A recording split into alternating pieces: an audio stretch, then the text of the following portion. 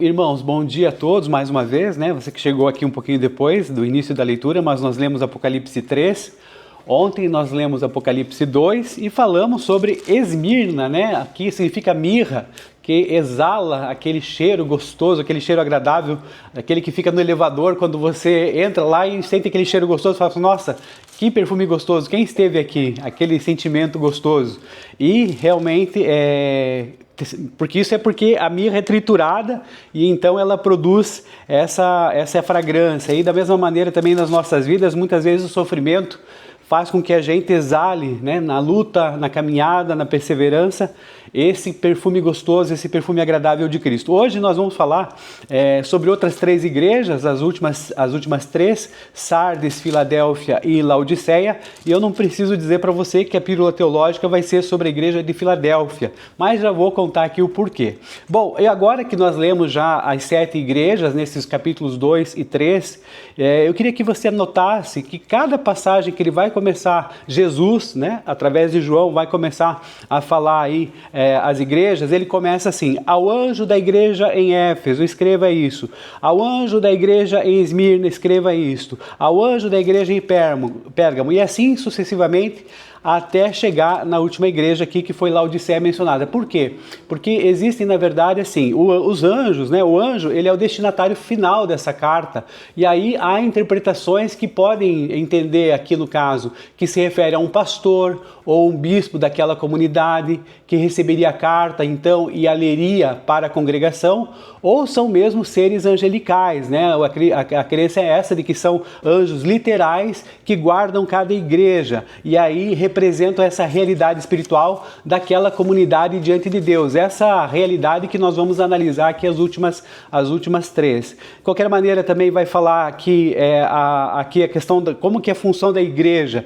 Ele vai mencionar ali no versículo 20 do Apocalipse 1 que nós já lemos, do mistério dos símbolos. O que é esse mistério dos símbolos? É o que está lá em Apocalipse 1, 20, que vai dizer o seguinte, deixa eu pegar aqui, o mistério das 7 estrelas que você viu em minha mão direita e dos 7 candelabros de ouro é este.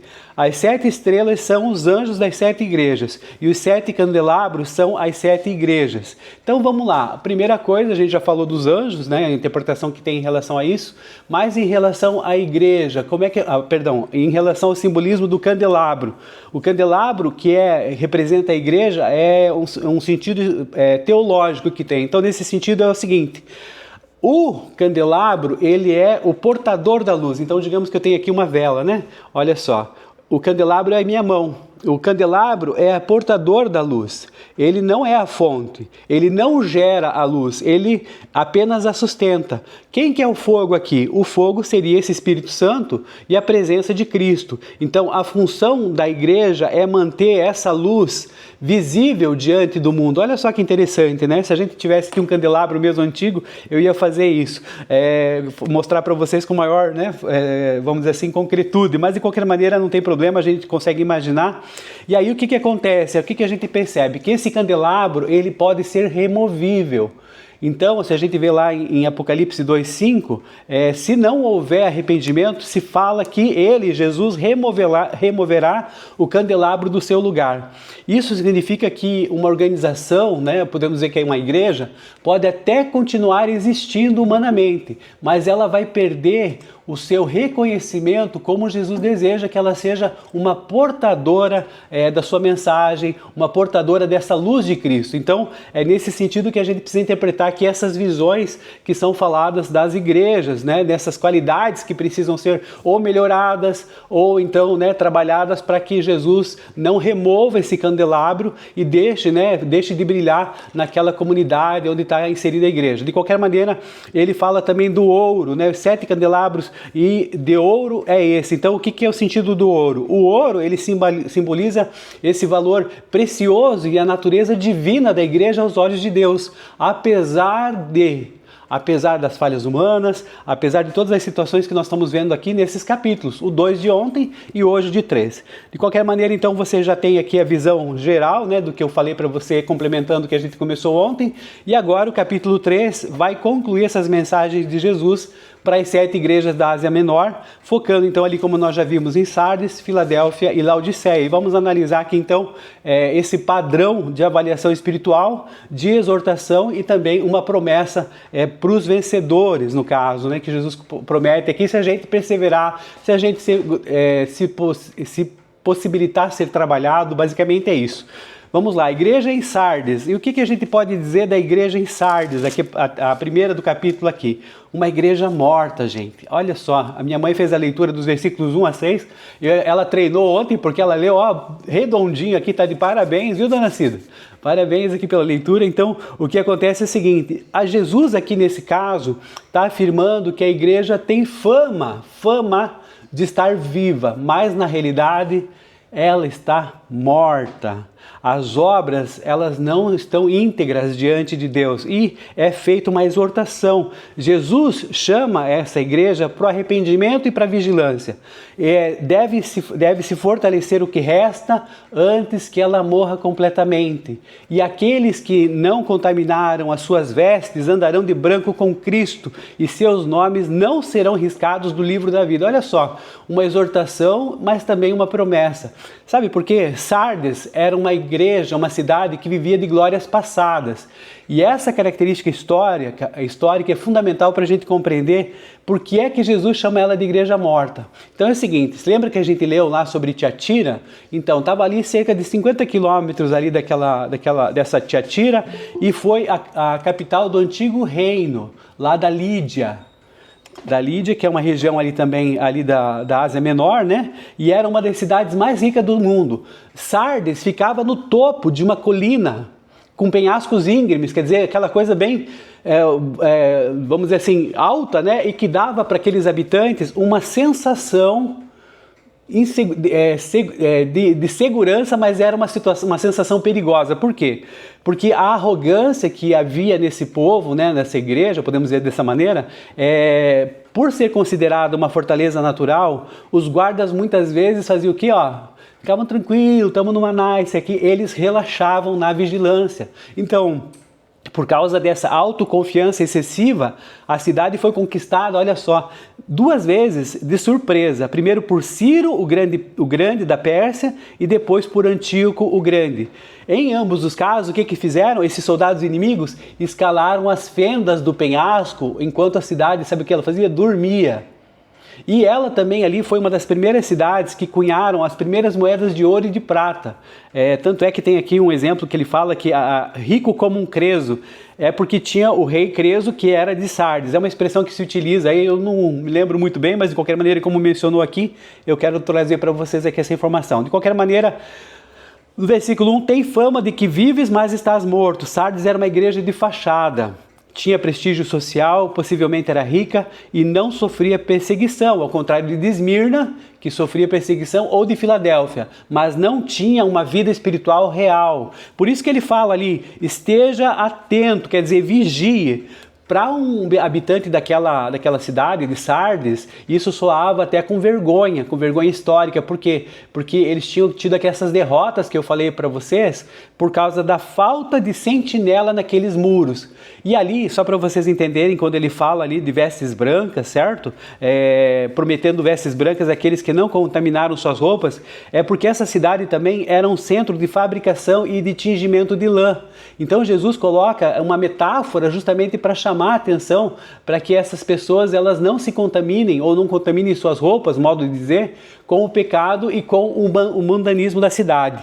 Também as ruínas do templo de Sardes são algumas das maiores ruínas do mundo antigo e a presença desse culto pagão contrastava, olha só, a presença maciça do culto pagão contrastava, né, com o templo de Ártemis ali, com uma pequena comunidade cristã que ali, na sua maioria, havia se acomodado ao ambiente em vez do quê? O que a gente faz quando a gente é cristão e a gente chega no ambiente? A gente influencia esse ambiente. A gente não se sente acomodado e não é influenciado pelo meio. Então, é isso que aqui nós precisamos entender, né? Que essa expectativa que nós temos, que Jesus tem de nós, é justamente essa de que nós sejamos esses influenciadores no meio em que nós estivermos, independente de como ele seja. E não que nós nos adequemos àquele meio, né, ali sonegando princípios, deixando de lado a nossa fé, perdendo, né, a nossa disciplina. Então, nesse sentido é que nós precisamos compreender aqui essa questão da visão de Sardes. Bom, aqui Sardes também teve terremotos, e no ano 17 depois de Cristo um grande terremoto destruiu a cidade. E aí o que acontece? Essa cidade ela foi construída com a ajuda do imperador Tibério. E isso gerou uma dívida de gratidão daquele pessoal e um forte culto ao imperador, que vocês sabem, né, que o imperador ali exigia que ele também fosse denominado como um deus. Então, isso também impressionava os cristãos ali que estavam ali naquela localidade. Sardes, então, vem a ser um alerta sobre o perigo do institucionalismo, quando a estrutura, quando o nome, né, eu pertenço a tal igreja e tal, e falo com a boca cheia, o nome também, a tradição da igreja, eles continuam existindo, mas a essência do evangelho e o poder do Espírito, já se foram, como um sopro. Então é a igreja que tem um bom currículo, mas não tem aquela pulsação, o sangue correndo nas veias, que você demonstra a sua fé, que você quer aquela fé viva, que você quer influenciar o ambiente, que você quer ser testemunha de Jesus naquele meio. Então o que acontece é o seguinte: vigiemos e fortalecemos aquilo que nos resta, se a nossa visão está sendo igual à igreja de Sardes, para que nós tenhamos constância e estejamos sempre alertas. Essa é o fechamento de Sardes. Você está vendo como às vezes a gente pode ter uma organização física constituída, mas ela não ter Jesus ali? Você está entendendo o que é isso, meu irmão? Então, olha, minha irmã, então veja só que interessante, que exortação que Deus que Deus nos faz aqui. De qualquer maneira, seguindo adiante, versículos 7 e 13 que foram lidos pela irmã Martina, aqui a gente vê que ela é uma das duas igrejas, né, que não recebe críticas. Olha só que legal, Filadélfia. Então, assim, o que a gente precisa entender é que Deus também nos elogia, né? E olha só que interessante, das 7 igrejas, nós podemos separar Esmirna e Filadélfia, que tem essa questão de um elogio, digamos assim, sem ter críticas, mas isso não implica falta de dificuldades. Pelo contrário, apesar de ter pouca força, você, igreja em Filadélfia, guardou a palavra e não negou o nome de Jesus. Então, Jesus fala que colocou diante deles uma porta aberta que ninguém pode fechar e promete guardá-la na hora da aprovação. Nesse sentido, o que acontece é o seguinte: a igreja nos mostra que ser o exemplo máximo de que a fidelidade, mesmo tendo pouca força, tendo poucos recursos, não depende dessas coisas materiais, mas sim de uma resistência, mas sim de uma obediência à palavra e toda essa maneira para a gente poder seguir firme. Então, Filadélfia foi fundada com um propósito estratégico, ser um centro de difusão da cultura e língua grega para as regiões da Lígia e da Frígia. Então, nesse sentido, é que Jesus usa essa característica geográfica da carta, já que ela era uma porta. Jesus fala que ela é uma porta aberta que ninguém pode fechar. Então, na perspectiva dessa nossa missão integral, isso representa o quê? Uma oportunidade soberana para a proclamação do evangelho do serviço. É a mesma coisa que essa sala de oração. Então, nesse sentido, o que a gente pode dizer? Que nós estamos aqui no nosso caminho, simples, né, limitado, com todas as nossas limitações e talvez, né, dificuldades que nós temos no ministeriais, né, que cada um tem a sua vivência, também tem as suas dificuldades, mas nós seguimos firmes aqui. Então, nesse sentido, o que nós precisamos ter? Que Filadélfia vai nos ensinar resiliência em meio à instabilidade. E ali era verdade, veja só, diferente de Sardes ali, que era, né, uma fortaleza, e uma vez só foi atingida por um terremoto, Filadélfia sofria com a fraqueza física, que era justamente a constância dos terremotos. Sofria abalos secundários, também teve ali terremoto 17 depois de Cristo, e muitos habitantes dessa cidade viviam em tendas fora da cidade, com medo de que as colunas ali dos edifícios caíssem sobre eles. E é isso que Jesus vai colocar ali, a promessa dele é tão poderosa. Ao que vencer, farei dele uma coluna no santuário do meu Deus, e dali ele jamais sairá. Para um povo que vivia com medo ali, né, das colunas caindo e de ter que fugir de casa, então a promessa de ser uma coluna perene, uma coluna eterna e segura, era o ápice de um conforto. Então, nesse sentido, olha só que legal, né? Apesar da pouca força, quem nos dá força é Jesus. Então, assim, Jesus não elogia a igreja por ela ser numerosa, politicamente influente, não. Olha a sala de oração aí, gente. Estão entendendo o que eu estou querendo dizer? pode ter pouca força, mas guardar a palavra, não negar o meu nome. Amém. Não negar o meu nome é o que nós precisamos ser. Filadélfia não é repreendida, não. Ela é um modelo de igreja que, mesmo sendo pequena e carente de recursos, permanece inabalável na ética cristã e na oração. E você, é pequenininho diante de Jesus? Sim. Você não pode nada? Não. Sem Jesus não pode. Como é que é? Não dá. Sem Jesus não dá. Não é a música que canta assim? Então, quanto mais a nossa pequenez for evidente, saibamos que esse Jesus nos sustenta e nos dá força. Apesar da nossa pouca força, Ele também nos ensina que nós somos porta aberta para o ministério, e é um presente, né, de Deus para aqueles que, de uma forma ali constante, se sentem ali, mesmo indiferentes, pequenos na estrutura, mas guardam a palavra com zelo. Então, nesse sentido, é importante. De qualquer maneira, seguindo aqui para a igreja morna agora, que é a igreja da Laodiceia, o que acontece? Essa igreja que foi mais severamente repreendida. Não sei porque ela é a última, né? Mas talvez aí Jesus deixando essa questão para a gente refletir. Ela era morna, não era fria e nem quente. Ai, que dificuldade. Eles ali de Laodiceia, eles se consideravam o quê? Consideravam ricos, consideravam autossuficientes, mas na verdade o que acontece? Eles ali não podiam muita coisa não. Então veja só o que ele coloca aqui. Também ali a cidade tinha uma indústria têxtil, lã preta de luxo, e sua escola de medicina que produzia um colírio ali que era refinado. Então esse aqui é um caso bíblico sobre como a autossuficiência econômica pode cegar a nossa percepção espiritual. Você está vendo as vinculações que existem, históricas, e aquilo que é colocado em Apocalipse 3? Olha só que legal, como isso é gostoso, né? Questão teológica da gente poder entender e compreender. Problema da água, qual que é a origem do morno?